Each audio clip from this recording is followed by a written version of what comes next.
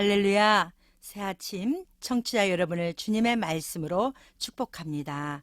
오늘 본문 말씀은 민수기 14장 4절로 10절 그들은 우리의 밥이라 라는 제목으로 은혜의 시간을 나누겠습니다.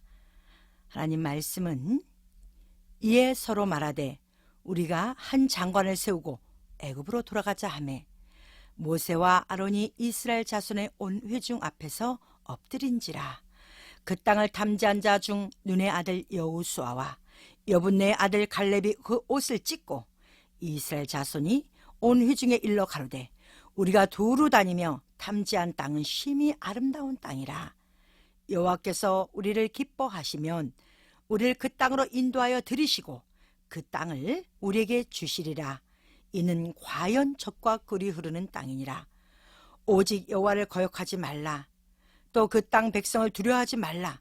그들은 우리의 밥이라. 그들의 보호자는 그들에게서 떠났고 여호와는 우리와 함께 하시느니라. 그들을 두려워 말라 하나 온 회중이 그들을 돌로 치려고 하는 동시에 여호와의 영광이 희막에서 이스라엘 모든 자손에게 나타나시느니라. 아멘. 인생의 모든 환경의 본질의 주인은 다 사람입니다. 이스라엘 백성이 하나님이 약속하신 젖과 꿀이 흐르는 땅 가나안에 도착하면서 겪는 것이 여리고성 점령입니다. 그리고 아이성, 보여지는 성전을 점령하고 나서 마지막 해야 할 일들이 사람을 몰아내는 것이며 그들과 전쟁을 치러야만 합니다. 가장 큰 문제입니다. 옛 어른들이 이야기합니다. 짐승이 무서운 것이 아니라 사람이 무서운 대상이라고. 짐승이 사람을 죽인 숫자보다 사람이 사람을 죽인 숫자가 훨씬 많다는 것입니다.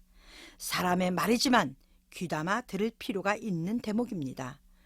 오늘도 우리가 새날을 맞이하고 새날 속에서 우리에게 다가오는 사람들을 어떻게 대하여야만 하는 문제가 결국 오늘 승리의 길로 가느냐 아니면 패망의 길로 가느냐가 달려져 있습니다. 오늘 하나님이 주시는 본문 말씀 가운데 똑같은 환경 속에서 보는 눈이 다름으로 말미암아 인생이 달라지는 모습을 보게 됩니다. 눈앞에 둔 젖과 꿀이 흐르는 가나안 땅에 정탐꾼을 보냅니다.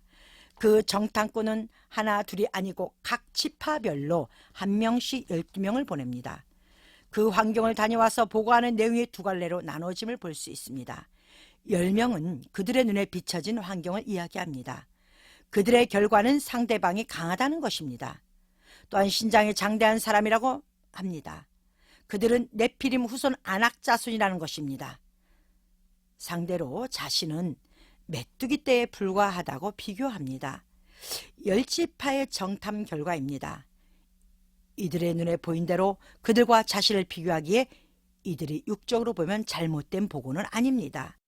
그 말은 대형 마켓을 동네 조그만한 슈퍼마켓이 어떻게 이겨? 이건 비교할 수가 없는 일이야. 비교도 어느 정도 수준이 맞아야지 라고 하는 이야기입니다. 이들이 보았어도 도저히 그 땅을 들어갈 수 없는 것입니다.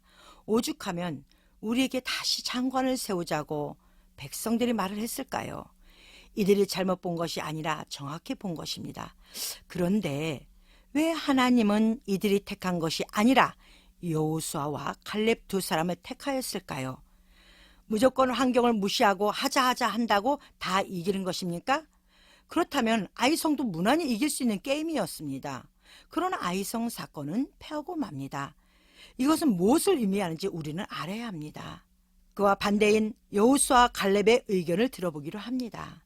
그들은 반드시 이긴다는 신념이 있습니다.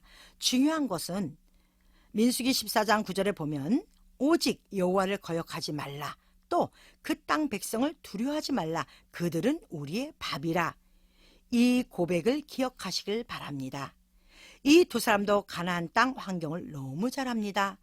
그러나 그 두 사람 중심에는 하나님이 가라 하여 출발한 땅이기에 무엇보다도 주님의 명령을 기억한 사람입니다.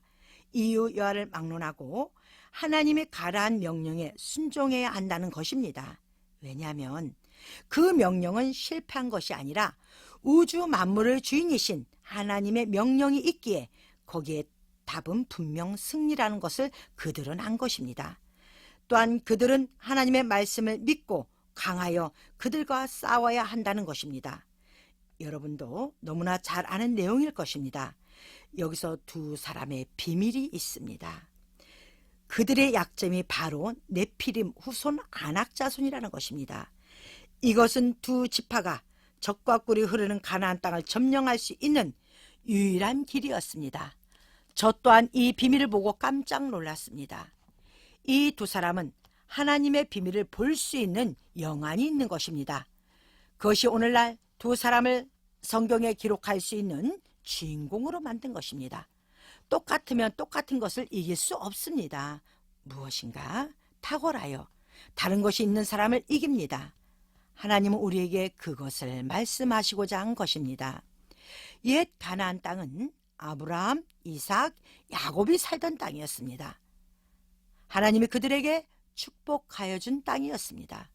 그런데 하나님은 그들에게 그 땅을 나와서 다시 거듭난 인생으로 들어가야만이 진정 젖과 꿀이 흐르는 땅이라는 것을 안다는 것입니다. 그리하여 옛 가나안 땅과 거듭난 이스라엘 한 땅을 가지고 두 갈래로 나누어지게 되었으며, 이미 모세가 이스라엘 백성을 이끄는 것은 가나안 백성이 아니고 새로 탄생한 이스라엘 백성이라는 사실입니다. 거듭난 자가 되기 위하여 야곱의 가족은 애굽으로 와서 모진 고통을 받고 또한 맹수와 뱀이 주둔하는 광야 생활을 합니다.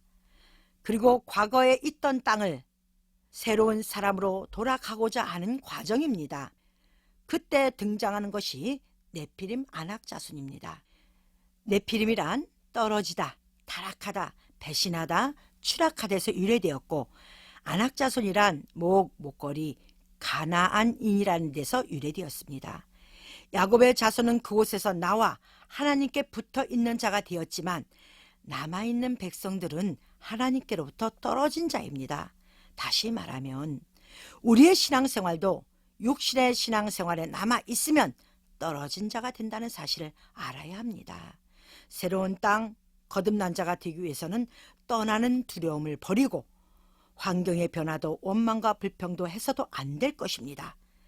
여기서 젖과 꿀이 흐르는 가나안의 비밀이 있는 것입니다.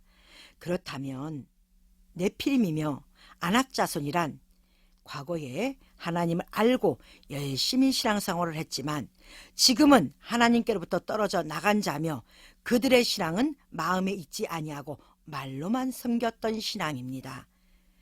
우리의 신앙도 마찬가지입니다.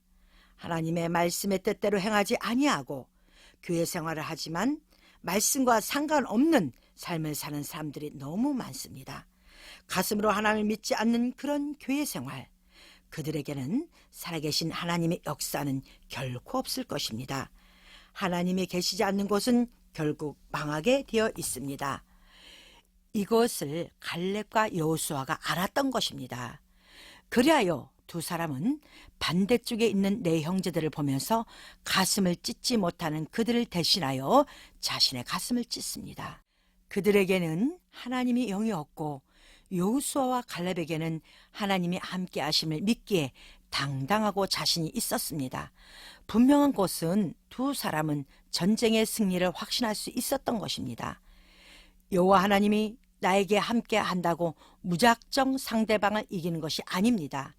하나님의 비밀을 알고 있어야만 적을 영안으로 볼 수 있고 그 영안이 하나님의 지혜를 깨닫게 하심으로 지혜로 세상을 세울 수 있는 것입니다.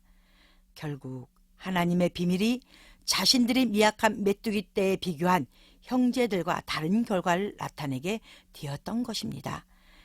메뚜기 떼가 아니라 오히려 저들이 장부가 아니라 허상이라는 사실을 알게 되었던 것입니다. 사랑하는 청취자 여러분, 이달은 학기가 시작되는 달입니다. 다른 학기로 넘어가서 그것을 얻어야 하는데 여러분 앞에 무엇이 있습니까? 하나님의 눈동자로 보십시오. 그곳에 단점이 보일 것입니다. 그리고 그것을 점령하는 자가 비로소 세상을 이기는 것입니다. 새 학기에 그 무엇도 무서워하지 마십시오. 용기도 잃지 마십시오. 사람을 보든 환경을 보든 하나님이 계시지 않은 곳은 하나님의 자녀의 밥이라는 사실을 꼭 기억하시길 바랍니다. 결국 우리가 언제든지 이길 수 있는 대상이라는 것입니다.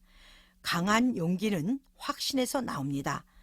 하나님에 대한 확신이 여러분의 새날 새아침, 새학기의 승리자로 이끌어 주심을 기억하며 모든 것에 하나님의 말씀과 기도와 간구로 나아가시면 반드시 승리하리라 믿습니다. 여호수아와 갈렙처럼 하나님의 비밀을 알고 승리하는 정치자 여러분 되시길 간절히 축원하옵나이다. 아멘.